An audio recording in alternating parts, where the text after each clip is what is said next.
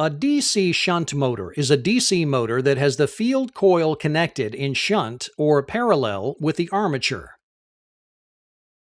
A surprising operation of a DC shunt motor occurs when you decrease the current in the field coil and thus reduce the strength of the magnetic field. The motor armature will actually turn faster. This motor action is counterintuitive. You would expect that decreasing the current and thus producing less power would slow the motor down. To explain this phenomenon, let's take a closer look at what happens in a shunt motor circuit when the current is adjusted lower.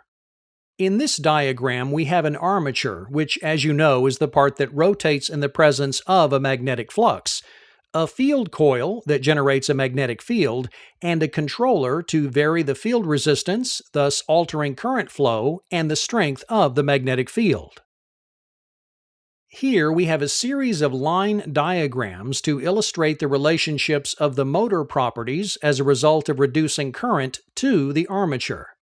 When the field current is decreased, the counter-electromotive force, or CEMF, drops off dramatically.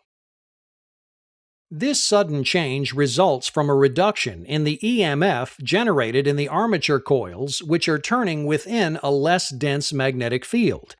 The less dense magnetic field is a result of the lowered field current flow. This also causes a spike in the voltage drop across the resistance of the armature. Because the total applied voltage is across the armature, any change in the drop across one part of the armature, either the CEMF or the voltage drop across the resistance of the armature coils, VRA, will be made up by an increase in the drop across the other component. Thus, if there is 100 volts applied and the CEMF is 80 volts, the drop across the resistance of the armature coils will be 20 volts. When the field current is reduced, the CEMF drops to 50 volts and the drop across the resistance of the armature coils, VRA, increases to 50 volts. Therefore, the total voltage is always maintained. Because the armature resistance RA is constant, as VRA changes the armature current, IA changes to compensate for the increase or decrease in the voltage drop. Thus, the current increase in the armature strengthens the magnetic field in the armature.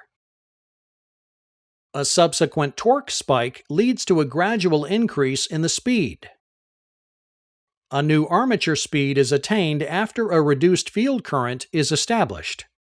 The CEMF returns back to near the original levels as the armature spins faster in a reduced magnetic field. The voltage drop across the armature returns to near its previous level, with the current following a similar decrease. This happens when any of the parameters are changed, such as load and applied voltage, not just limited to field current changes.